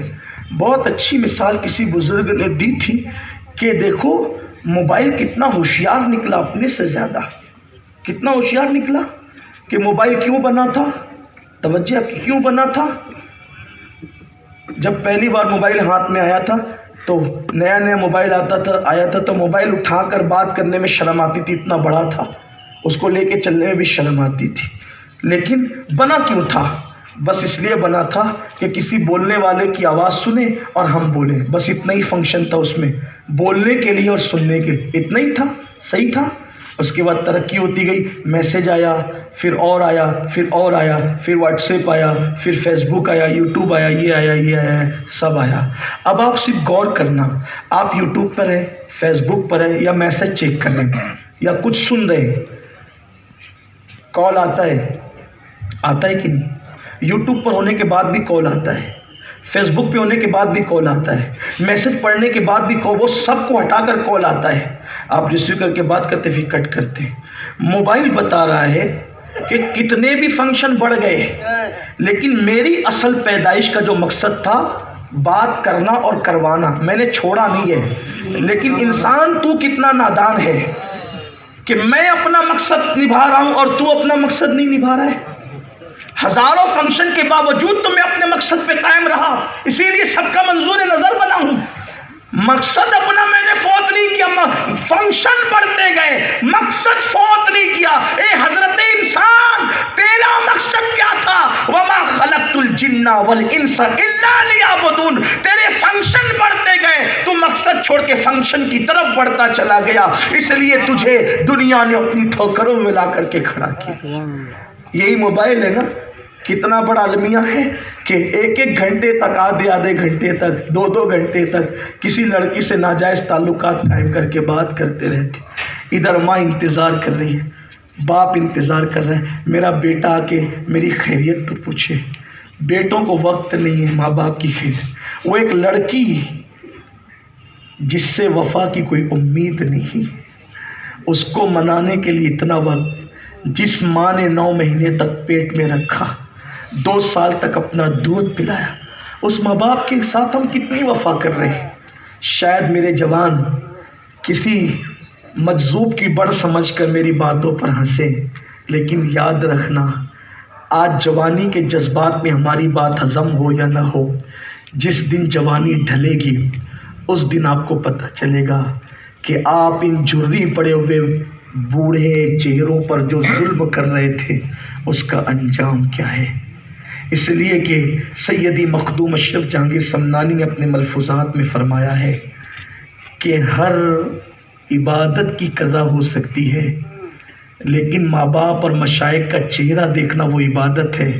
ایک مرتبہ یہ چہرے قبروں میں چلے جاتے ہیں، پھر اس کی قضا نہیں ہو سکتی۔ کہاں سے لائیں گے ماں کا چہرہ؟ کوئی بڑھیا ہوگی وہ ماں کہلائے گی، خالہ کہلائے گی، لیکن ماں بن نہیں جائے گی۔ ماں صرف ایک ہوتی، دوسرا خدا نہیں ہوتا، دوسری ماں نہیں ہوتی۔ آپ ماں جتنا کہہ لیں آپ کسی کو، ماں نہیں ہوتی، ماں تو وہی ہوتی ہے۔ اور کتنا نادان انسان جس ماں نے 9 مہینے پیٹ میں رکھا اس سے بے وفائی کرے۔ جو اپنے ماں باپ سے بے وفائی کرے، دنیا اس کے ساتھ کبھی وفا نہیں کرتی۔ لڑکیاں لڑکوں کے ساتھ لگی ہیں، لڑکے لڑکیوں کے ساتھ لگے ہیں، ماں باپ کو خون کے آنسو رلا رہے ہیں، اور ماں باپ کے ساتھ ماں باپ گھنٹوں منتظر ہیں، کوئی کبھی خیریت تو پوچھے؟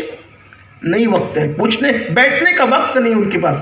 ذرا سوچو، جب ماں باپ کے پاس ایک بیٹا جا کر بیٹھ جاتا ہے تو اس وقت ماں باپ کا سینہ کتنا پھول جاتا ہے، وہ کتنے خوش ہو جاتے ہیں۔ یار دنیا کی بڑی سے بڑی گفٹ لے جا کر پیش کر دو، ان کو اتنی خوشی نہیں ہوتی جتنا ان کی اولاد کو اپنے پاس بیٹھا ہوا دیکھ کر خوشی ہوتی ہے، اور ہم ان کے پاس بیٹھنے کے لیے تیار نہیں۔ یاد رکھنا، یہ جھری پڑے ہوئے چہرے دیکھنے سے جو ثواب ملتا ہے، کسی خوبصورت چہرہ دیکھنے سے وہ ثواب نہیں ملتا۔ کسی بڑے سے بڑے خوبصورت کو دیکھ لو، وہ ثواب نہیں ملے گا جو ماں باپ کا چہرہ دیکھنے سے ملتا ہے۔ میرے سچے سچے صادق و مصدوق نبی نے فرمایا، جو ایک بار پیار سے ماں باپ کا چہرہ دیکھے اللہ اسے مقبول حج کا ثواب عطا فرماتا ہے، مقبول حج کا ثواب ملتا ہے، اور ہم اس کو لینے کے لیے تیار نہیں ہے، وہاں بیٹھنے کے لیے تیار نہیں ہے۔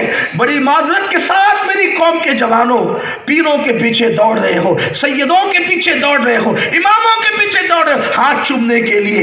ہم ہاتھ چومنے کے مخالف نہیں ہے، ابو داؤد شریف سیاہ ستہ میں ہاتھ پیر چومنے کی روایتیں موجود ہے، جس کا یہاں وقت نہیں ہے، لیکن اتنا پوچھنا چاہتا ہوں، پیر کا ہاتھ چومنے کے لیے دوڑ پڑنے والوں، کبھی اپنے ماں باپ کے ہاتھ بھی تم نے چومے ہیں تو بتاؤ؟ اگر ماں باپ کے ہاتھ نہیں چومتے تو پیروں کے ہاتھ چومنا تمہیں قیامت میں کچھ کام نہیں آئے گا، اس لیے کہ یہاں تو ہزاروں کھڑے ہیں چومنے کے لیے، تمہارے ماں باپ کے لیے تو اکیلے تم ہو۔ کسی جگہ پر باہر نکڑ پر باپ کے ہاتھ چوم کے دیکھو، باپ کی آنکھیں کیسے چمک اٹھے گی، لوگوں کو بتائے گا دیکھو میرا بیٹا میرے ہاتھ چومتا ہے۔ لیکن ہم نے ان کے ہاتھ چومے کب؟ یہاں نظریں پیش کرتے ہو، کبھی اپنے ماں باپ کو بھی نظر پیش کی ہے؟ کبھی پیش کی انہیں نظر؟ ہمارا دین، اصل دین کتابوں میں مقید ہے اور اصل دیندار قبروں میں مقید ہے۔ اب ہم نمائشیں کرنے لگے ہیں، غلط ہے، مسلمان مارا گیا، وہ ایک تصویر تھی جو مٹا دی گئی۔ شاید اب ہم مسلمان بننے کی بجائے تصویر مسلم بننے لگے ہیں۔ باپ کی بات آئی ہے تو مجھے ایک بات یاد آ گئی یہاں پر ماں باپ کی بات آئی تو ایک بات یاد آ گئی، کاش کہ میرے جوان اس کو اپنے دل میں بسا لیں۔ یاد رکھنا کسی کی دعا کی گارنٹی نہیں ہے کہ نکلے گی اور قبول ہوگی، اللہ چاہے قبول کرے چاہے رد کر دے، لیکن تنہا ماں باپ ہیں جن کی دعا کی گارنٹی دی گئی ہے کہ جب یہ کریں گے تو قبول ہی ہوگی۔ ہر ایک کی دعا میں ریا ہو سکتی ہے، ماں باپ کی دعا میں اولاد کے لیے کبھی ریا نہیں ہو سکتی، وہ محبت ہی رہتی، وہ بے لوث محبت ہے، اس محبت کا کوئی صلہ نہیں مانگتے، وہ کبھی صلہ نہیں مانگتے، وہ محبت ہی ایسی چیز ہے۔ لیکن اس بے لوث محبت کو ہم نے کبھی محسوس نہیں کیا، جوانی کے زوم میں، گناہوں کے زوم میں، دین سے دوری کے زوم میں کبھی ہم نے اس کو محسوس نہیں کیا۔ بلکہ ماں کی ممتا کیا ہوتی ہے۔ حضرت امام اعظم ابو حنیفہ کے دور میں بچہ چوری ہو گیا، ایک عورت کو بیٹی ایک عورت کو بیٹا پیدا ہوا، تو جس کو بیٹی پیدا ہوئی تو شاید وہ بیٹی مر گئی یا بیٹا اس کا مر گیا، تو کہا یہ بچہ میرا ہے، چرا لے گئی دائی کے ذریعے سے۔ امام اعظم ابو حنیفہ کے پاس مولا علی سے بھی منسوب ہے یہ واقعہ، اللہ بہتر جانتا ہے، بہرحال لیکن عبرت کے لیے بتا رہا ہوں۔ مقدمہ امام اعظم کے پاس، ہمارے امام کے پاس آیا، تو وہ کہتی تھی میرا ہے، وہ کہتی تھی میرا ہے، اب دیکھ اس کو۔ امام اعظم نے کہا ایک کام کرو، دونوں اس پر دعویٰ کر رہے ہیں اور ثبوت دونوں کے پاس نہیں ہے، تو بہتر طریقہ یہ ہے کہ اگر ایک چیز پہ دو کا دعویٰ اور ثبوت نہ ہو تو اس کے ٹکڑے کر کے دونوں کو آدھا آدھا دے دو، کہ تلوار لاؤ اس بچے کے ٹکڑے کرو، دو، آدھا اس کو دو آدھا اس کو دو۔ تو جو ماں نہیں تھی اس پر کوئی احساس نہیں ہوا اس جملے کا، لیکن جو ماں تھی اس نے کہا امام میں معافی مانگتی ہوں، میں نے جھوٹ بولا تھا، میں آپ سے معافی مانگتی ہوں، میں نے جھوٹ بولا تھا، یہ بچہ میرا نہیں ہے، یہ بچہ اسی کو دے دیا جائے۔ امام اعظم نے کہا تھا بچہ تیرا ہی ہے، اس لیے کہ تو بچے سے دور ہونا تو گوارا کر رہی ہے لیکن بچے کو مرتا دیکھنا گوارا نہیں کر رہی، اسی کو ممتا کہتے ہیں، اسی کو۔ اور یاد رکھنا ماں کے سینے میں قدرت نے جو دل دیا ہے وہ دل کسی اور کو اللہ نے نہیں دیا ہے۔ کوئی کتنا بھی بڑا نیک انسان اگر آپ سے آگے کہے کہ میں تیری ماں سے زیادہ تجھ سے پیار کرتا ہوں، وہ جھوٹ بول رہا ہے، کوئی ماں سے زیادہ کسی سے پیار نہیں کر سکتا۔ لیکن آج جوانی کے غرور نے تمہیں تمہارے ماں باپ سے دور کر دیا ہے۔ جس دن یہ چہرے مر کر قبروں میں چلے جائیں گے اس دن تمہیں ماں کی یاد آئے گی، باپ کی یاد آئے گی، ارے میں اور تم کیا، میں اور تم کیا، مالک جنت، مالک کوثر،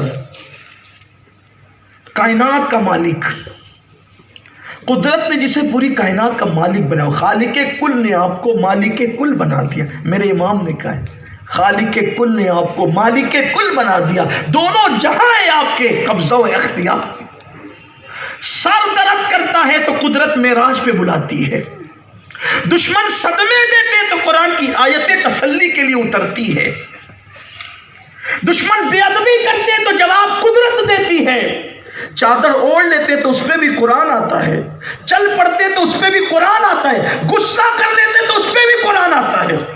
مصطفیٰ جان رحمت کی شان یہ ہے کہ میرے نبی نے اگر غصہ کر لیا ہے تو اس پر بھی قرآن آ گیا ہے۔ یہاں وہ چیزیں ذکر کرنے کا وقت نہیں ہے، عنوان میرا وہ نہیں ہے، یہ شان ہے کہ سب خدا کی رضا چاہتے ہیں اور اس محبوب کی رضا خدا چاہتا ہے۔ وَلَا سَوْفَ يُعْطِيكَ رَبُّكَ فَتَرْضَىٰ، حبیب آپ کا رب آپ کو اتنا عطا کرے گا کہ آپ راضی ہو جائیں گے۔ خدا کی رضا چاہتے ہیں تو عالم، خدا چاہتا ہے رضائے محمد۔ موسیٰ جیسے نبی کو ان کی محبت کی دعوت دی جاتی ہے کہ موسیٰ اگر تو میری رضا چاہتا ہے تو میرے محبوب سے محبت کر۔ عیسیٰ جیسے پیغمبر کو ان کی محبت کی دعوت دی جاتی، ابراہیم خلیل ان کو مانگ کر لیتے کہ اللہ مجھے ان کا دادا بنا دے۔ یہ شان مصطفیٰ جان رحمت ہے، یعنی جس کے پاس کوئی کمی نہیں ہے۔ کس چیز کی کمی ہے؟ مولا تیری گلی میں، دنیا تیری گلی میں، عقبہ تیری گلی۔ جبریل امین پر سمیٹ کر جس کی چوکھٹ پر حاضر ہوتے ہوں وہ بارگاہ رسالت ناز ہے۔ لیکن یاد رکھنا ماں باپ کی بے ادبی کرنے والوں، ماں باپ کی گستاخیاں کرنے والوں، ماں باپ کو گھر کا کچرا سمجھنے والوں، جس دن یہ خوبصورت چہرے جن پہ جھریاں پڑ گئی بڑھاپے کی وجہ سے نہیں ہوں گے اس دن یاد آئیں گے، اور جب یاد آئیں گے تو بہت یاد آئیں گے۔ لیکن مجبوری یہ ہوگی پھر وہ نظر نہیں آئیں گے۔ آج نظر آ سکتے ہیں، احساس نہیں کر رہے ہو، جس دن نظر نہیں آئیں گے اس دن احساس ہوگا۔ آئیے مجھے ایک خوبصورت سا واقعہ روایت کے حوالے سے، حدیث کے حوالے سے یاد آیا۔ اللہ کے رسول کو بھی اپنی ماں یاد آئی، اللہ کے نبی کو بھی اپنی والدہ یاد آئی۔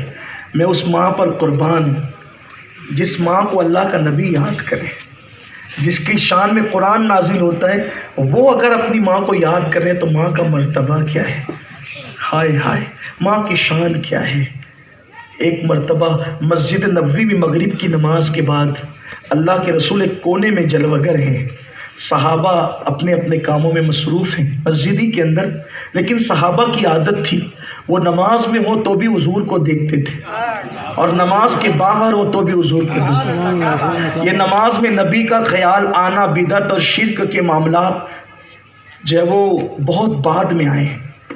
دین تو ہمیشہ سے عاشقوں کے پاس رہا ہے، سبحان اللہ سبحان اللہ۔ یہ سارے فتنے بعد میں آئے ہیں۔ ورنہ آپ دیکھ لیں تفسیر مظہری اٹھا کر دیکھ لیں، تفسیر مظہری اٹھا کر دیکھ لیں، قاضی ثناء اللہ پانی پتی جو مرزا مظہر جانے جانا کے مرید و خلیفہ ہے، سلسلہ نقشبندیہ کے بہت بڑے بزرگ ہیں، قاضی ثناء اللہ پانی پتی، وہ لکھتے ہیں کہ بدر کے میدان میں جب اللہ کے رسول جنگ ختم ہونے کے بعد نماز پڑھا رہے تھے تو حالت نماز میں حضور ہنسنے لگے، جیسا کہ ان کی شان ہے، حضور ہنسنے لگے۔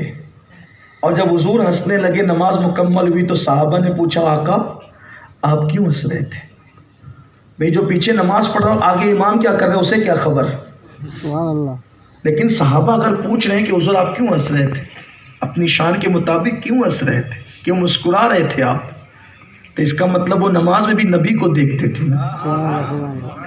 کیسی نمازیں تھی وہ کہ رخ قبلے کی طرف ہوتا تھا اور سامنے کعبے کے کعبہ کا چہرہ ہوتا ہے۔ سبحان اللہ سبحان اللہ۔ کاش کہ وہ محبتوں کا ماحول پھر لوٹ آتا۔ ہم جب تک نبی سے محبت کرتے رہے، کچھ یاد رہے جملہ یاد رکھ لینا۔ لوگ کہہ رہے ہیں آج دنیا ہماری دشمن ہوگی، زمانہ دشمن ہو گیا۔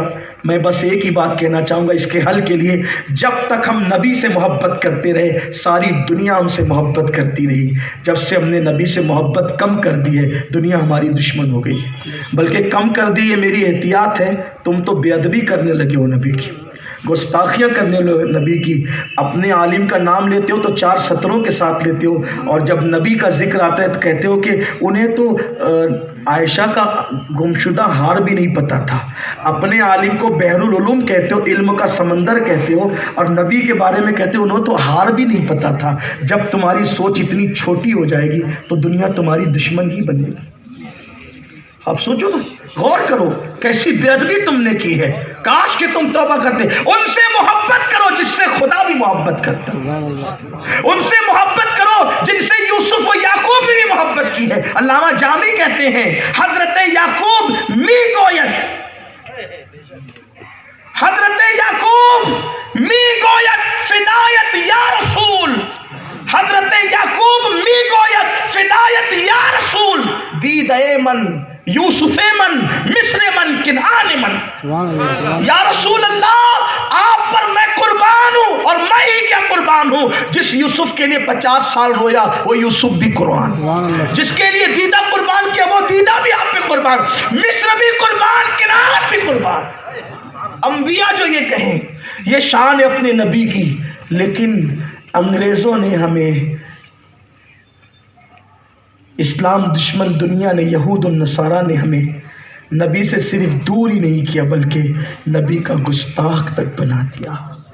کاش یہ قوم اپنے نبی کی بے ادبی نہ کرتی تو یہ دن اس قوم کو دیکھنا نصیب نہ ہوتے۔ بہرحال بلکہ میرے عزیز بات نکل آئی ہے تو یہاں تک میں آپ کو بتاؤں کہ لوگوں نے نبی کو ہی صرف گالیاں نہیں دی بلکہ نبی کے بغض میں نبی کے ماں باپ کو تک گالیاں دی ہیں۔ میرے نبی کے ماں باپ کو کافر تک کہا گیا، کافر سے بڑی گالی کیا ہوگی؟ میرے نبی کے ماں باپ کو کافر تک کہا گیا، کتابیں لکھی گئی اس پر کہ نبی کے ماں باپ کافر تھے، جہنمی تھے۔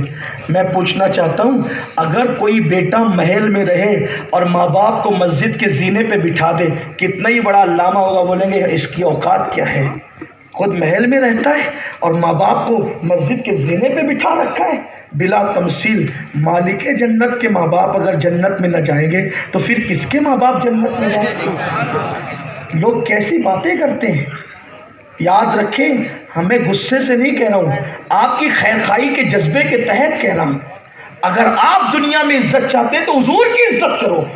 صحابہ کرام جو کیسر و کسریٰ کے تاجدار بنے تھے، بلکہ میرے آقا نے فرمایا ابو بکر کو جو مرتبہ ملا ہے وہ نماز روزوں کی وجہ سے نہیں ملا ہے، بلکہ اس کے دل کی کیفیت کی وجہ سے ملا ہے. اور دلی کی کیفیت کو تو عشق و محبت کہتے ہیں. حضور بتا رہے ابو بکر بلندی پر پہنچے ہیں سجدوں کی وجہ سے نہیں، بلکہ دل کے عشق مصطفیٰ کی بنیاد پہ پہنچے. اور سجدے تو بے نور ہوتے ہیں اگر دل میں عشق نہ ہو. جرمنی کی سیر کر کے جرمنی سے پڑھ کے آنے والے اقبال کہتے ہیں عشق اگر تیرا نہ ہو میری نماز کا امام. مولوی کہتا تو شاید کہتے کہ تعصب سے کہہ رہا ہے، یہ مسٹر کی بات بھی سن لے، ڈاکٹر کی بات بھی سن لے. عشق اگر تیرا نہ ہو میری نماز کا امام، میرے رکوع بھی حجاب، میرے سجود بھی حجاب. اقبال کہہ رہے ہیں پتا چلا مومن چاہے ڈاکٹر ہو چاہے عالم ہو بولی ایک ہی ہوگی، اور کافر چاہے جاہل ہو چاہے عالم بن جائے اس کی بھی بولی ایک ہی ہوگی. کفر کی بھی بولی ایک ہے، ایمان کی بھی بولی ایک ہے. تو اب ہم افراد سے جو ہے وہ نہیں پہچانتے، لوگوں کو بولی سے پہچانتے ہیں. جو صحابہ کی بولی بولے اسے ہم جنتی سمجھتے ہیں، اور جو صحابہ کے خلاف بولی منافقین کی بولے ہم اسے جہنمی سمجھتے ہیں. جنتی جہنمی ہونے کا معیار اللہ رسول نے مقرر کیا ہے. اس لیے کہتا ہوں خدا کے لیے کسی مکتب فکر کی پرواہ مت کرو. کوئی مکتب فکر جنت میں نہیں لے جائے گا. حضور کی غلامی کی فکر کرو. ہاں، جہاں حضور کی غلامی ہے وہاں آؤ. اور الحمدللہ ہم شکر کے طور پہ کہتے ہیں یہ شرف اللہ نے پوری کائنات میں صرف اور صرف اہل سنت و جماعت کو نصیب فرمایا. اس لیے کہ یہاں صرف نماز پر گفتگو نہیں ہوتی، نماز لانے والے کی شان بھی بیان ہوتی.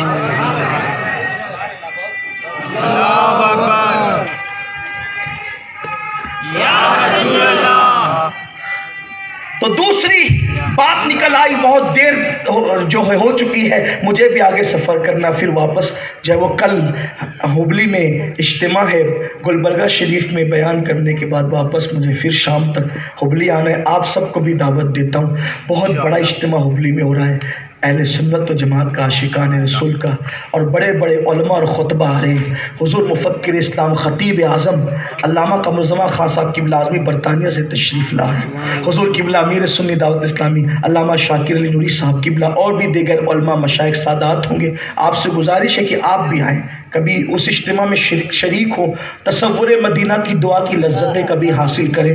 انشاءاللہ کبھی آپ اجتماع نہیں چھوڑیں گے، اس کی برکتیں اگر آپ کو ملے گی تو میں گفتگو سمیٹنے لگا ہوں. عرض کر رہا تھا کہ مغرب کی نماز پڑھا کر اللہ کے رسول علیہ السلام مسجد کے کونے میں بیٹھے ہوئے. اب وہ بات آگے نکل گئی تھی، اس کو بھی پوری کر لی جائے کہ صحابہ نے پوچھا کہ حضور آپ نے کیوں ہنسا، نماز میں کیوں ہنسے آپ؟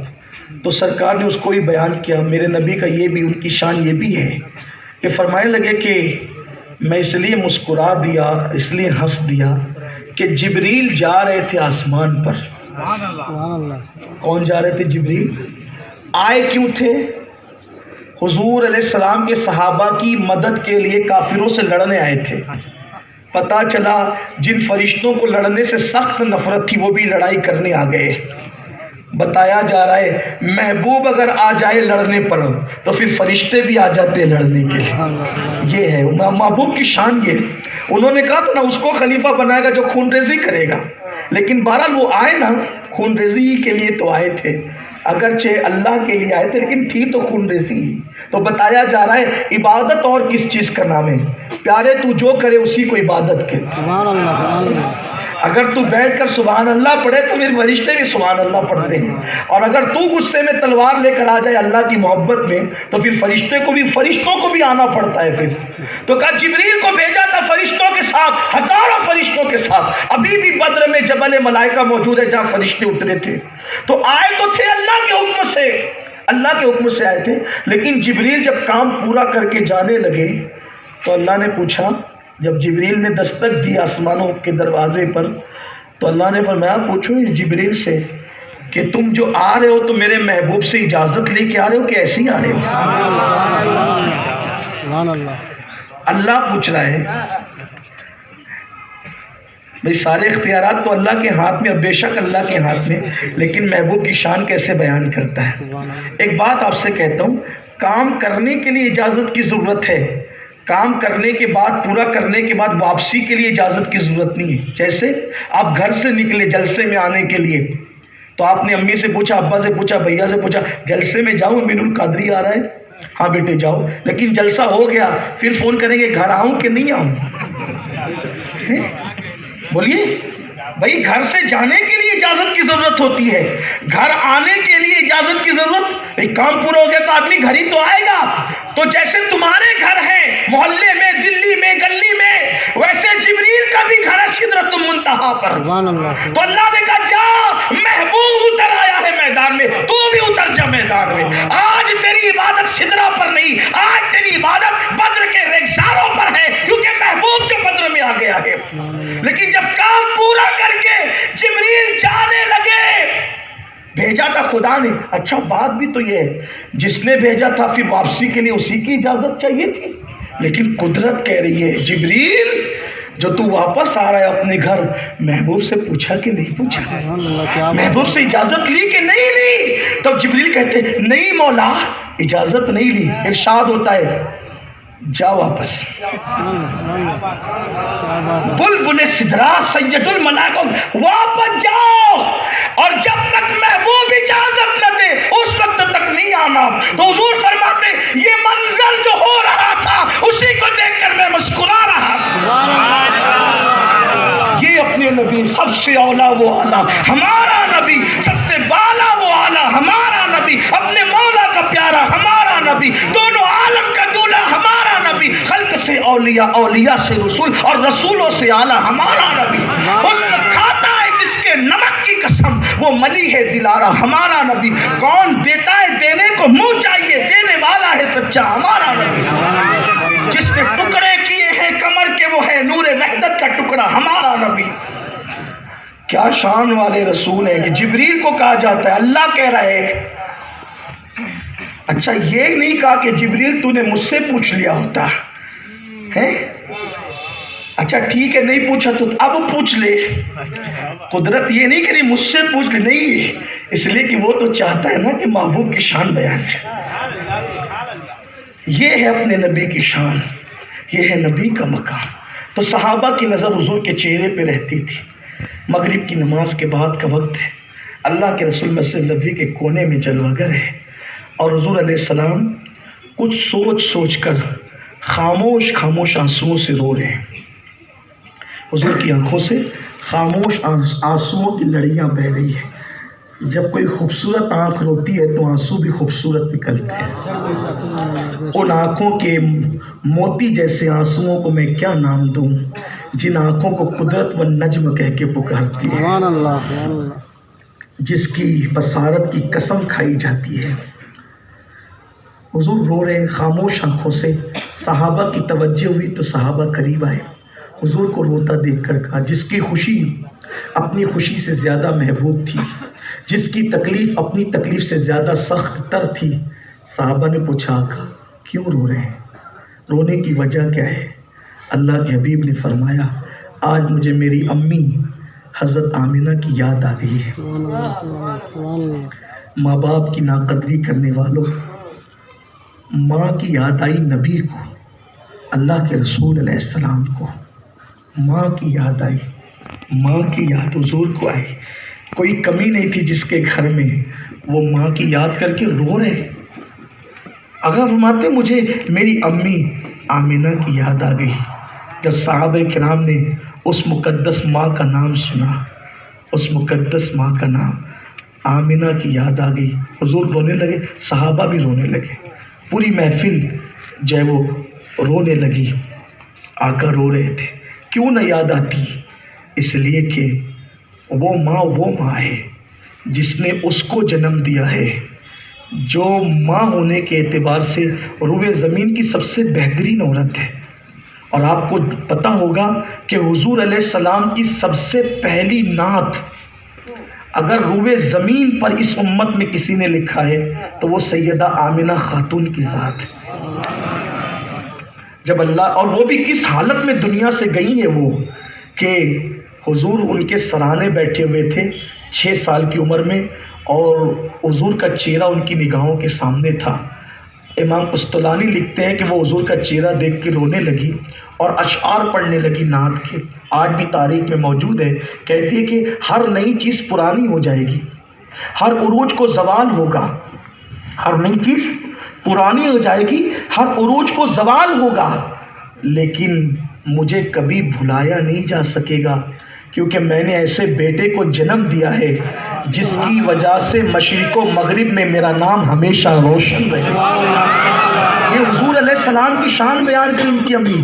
تو حضور کہتے ہیں کہ آج میری امی مجھے یاد، شاید ہو سکتا ہے اس لیے یاد آ رہی ہوں کہ جو میری امی نے کہا تھا، آج ہوتی تو اپنی نگاہوں ماتھے کی آنکھوں سے وہ منظر دیکھ لیتی، صحابہ کا وہ پانی کے قطروں کو اپنے ہاتھوں میں لینا۔ بلا تمثیل کہہ رہا ہوں، جب بھی کوئی ماں کا بیٹا عروج اور ترقی پاتا ہے تو وہ تمنا کرتا ہے کہ میری عزت میری ماں بھی دیکھتی، میری دولت میری ماں بھی دیکھتی، ہوتا ہے نا، ایسا ہوتا ہے، اور ماں بیٹے کی عزت دیکھ کے بہت خوش ہوتی ہے۔ تو حضور کہتے ہیں کہ مجھے میری ماں آمنہ یاد آ گئی، اور یہ کہہ کے روتے ہیں۔ روتے روتے جب کچھ دیر کے بعد حضور کو افاقہ ہوتا ہے تو اللہ کے حبیب فرماتے ہیں کاش کاش میری امی اس وقت تو حیات ہوتی، اگر میری امی حیات ہوتی تو کیا ہوتا؟ صحابہ کرام کہتے ہیں آقا ہمارے ماں باپ آپ پہ قربان، اگر آپ کی امی حیات ہوتی تو کیا ہوتا؟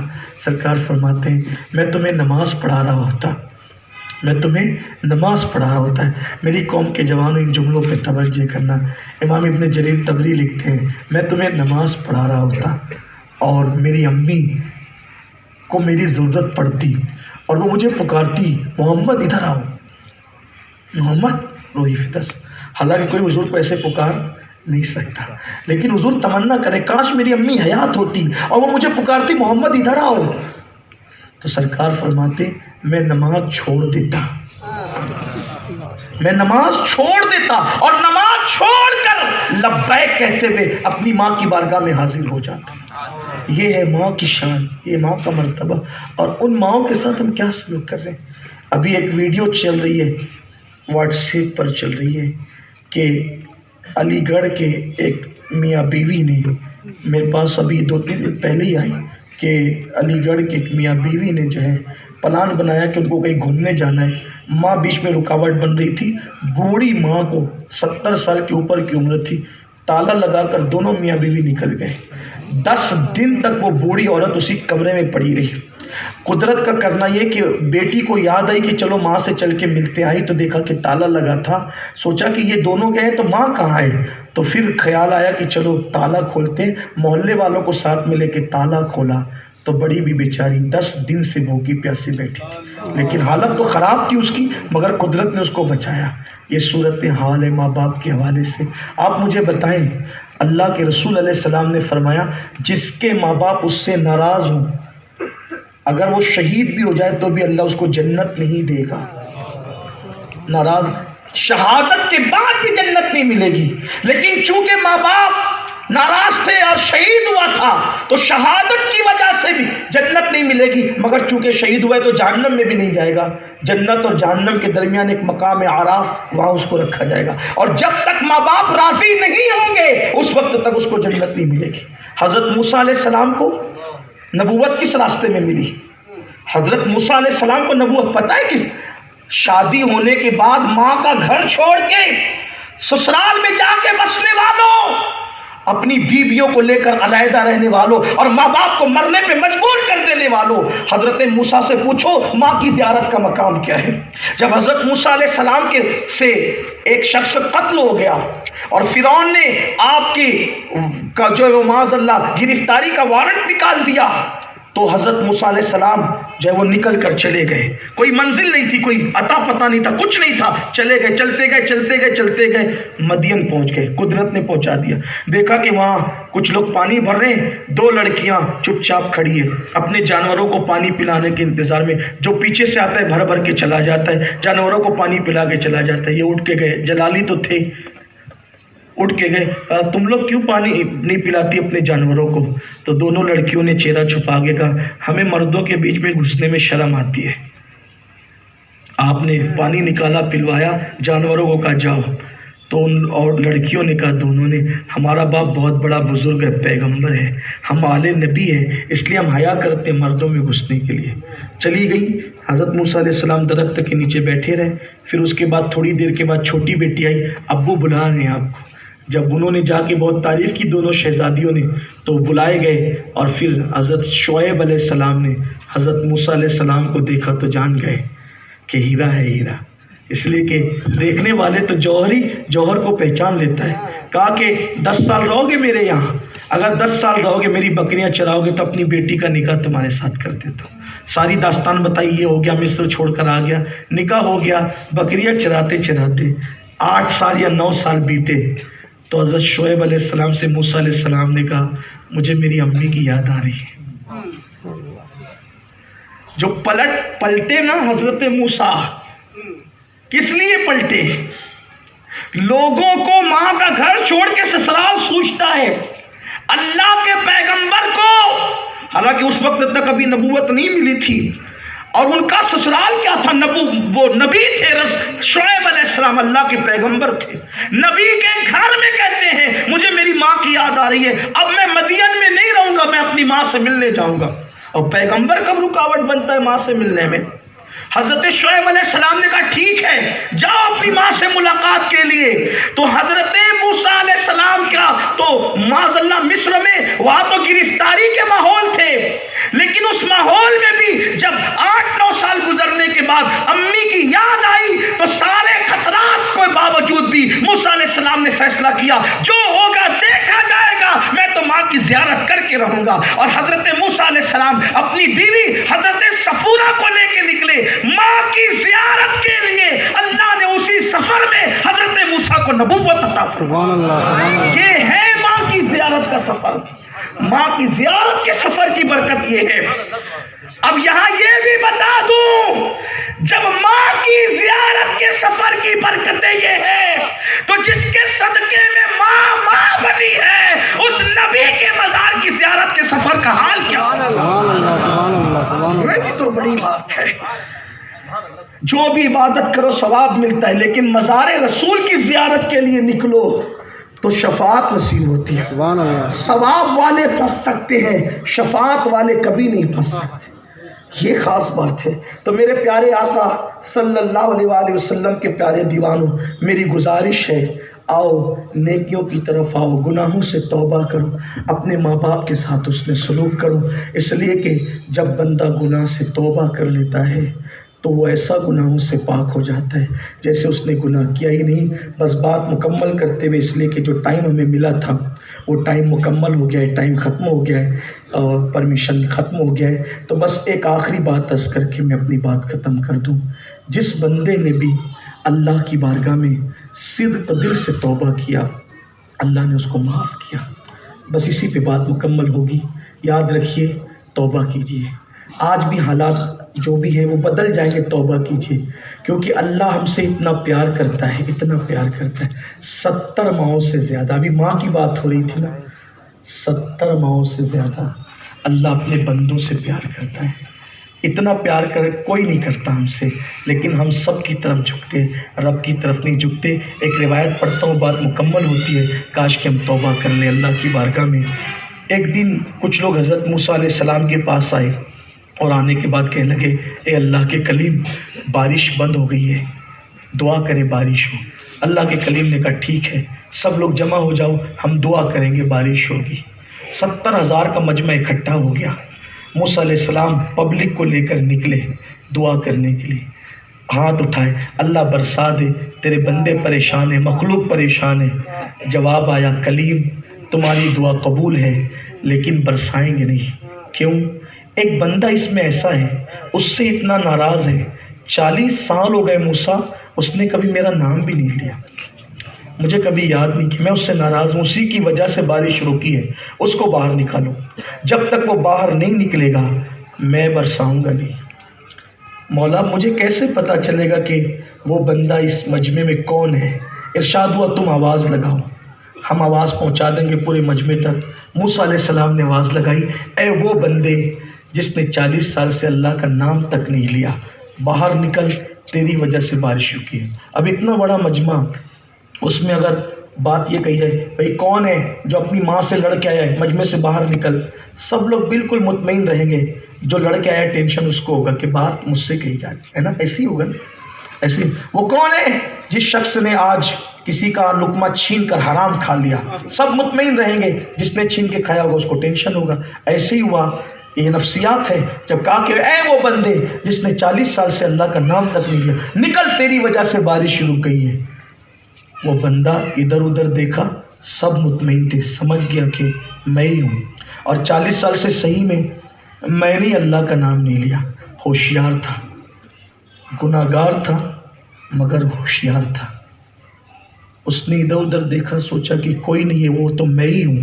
اس نے اپنی چادر لی اور چادر سر پہ ڈالی اور چہرہ چھپا لیا، اور چہرہ چھپا کے کہتے اللہ اگر تو اس مجمع میں مجھے ذلیل کر دے گا تو تیرا کوئی فائدہ تو نہیں ہے، تو فائدے سے پاک ہے، اور اگر تو مجھے بخش دے گا تیرا کوئی نقصان تو نہیں، تو نقصان سے بھی پاک ہے۔ مولا آج مجھے احساس ہو گیا کہ میں نے بہت برا کیا، 40 سال تک میں نے تیرا نام تک نہیں لیا، مولا مگر تجھ سے وعدہ کرتا ہوں مجھے بچا لے، نکلوں گا تو مار ڈالیں گے، ذلیل کریں گے، مولا اگر آج تو نے مجھے بخش دیا، معاف کر دیا، وعدہ کرتا ہوں ایک قدم بھی تیری مرضی کے خلاف نہیں اٹھاؤں گا۔ بات دل سے نکلی تھی اور آنسو چہرے پر، گالوں پر آ کر رکے تھے، کالی کالی گھٹائیں چھا گئی اور ایسا برسا کہ جل تھل ہو گیا۔ حضرت موسیٰ کلیم نے کہا مولا کوئی نکلا بھی نہیں اور برس گیا۔ ارشاد ہوا موسیٰ جس کی وجہ سے روکا تھا اسی کے صدقے میں برسایا، جس کی وجہ سے روکا تھا اسی کے صدقے میں برسایا۔ مولا مردود چند لمحات میں محبوب کیسے ہو گیا؟ موسیٰ توبہ کر لی نا، اس نے توبہ کر لی تو مردود محبوب ہو گیا۔ اب سنو کتنا پیار کرتا ہے۔ حضرت موسیٰ کلیم نے کہا اللہ بتانا وہ کون ہے؟ ہائے ہائے، دیکھو تو اس کا پیار تو دیکھو، اس کی محبتیں تو دیکھو، مولا بتانا وہ کون ہے؟ ارشاد ہوتا ہے موسیٰ نہیں بتائیں گے۔ کیوں؟ موسیٰ جب وہ گنہگار تھا، پاپی تھا، نام بھی میرا نہیں لے رہا تھا، تب میں نے پردے ڈال رکھے تھے، اب تو توبہ کر کے محبوب ہو گیا ہے، اب بتا کر اس کو ذلیل کیسے کر دوں؟ یہ محبت اس کی۔ تو آؤ اس کی بارگاہ میں سچی توبہ کرو، اس کی رحمتوں کی بارش چھما چھم برسے گی، حالات بدلیں گے، بہاریں آئے گی، انقلاب آئے گا۔ اللہ ہم سب کو سچی توبہ کی توفیق عطا فرمائے۔ گفتگو کے درمیان اگر کوئی غلطی ہو تو اللہ معاف فرمائے۔ استغفر اللہ ربی من کل ذنب واتوب الیہ وما علینا الا البلاغ۔ السلام علیکم ورحمۃ اللہ وبرکاتہ۔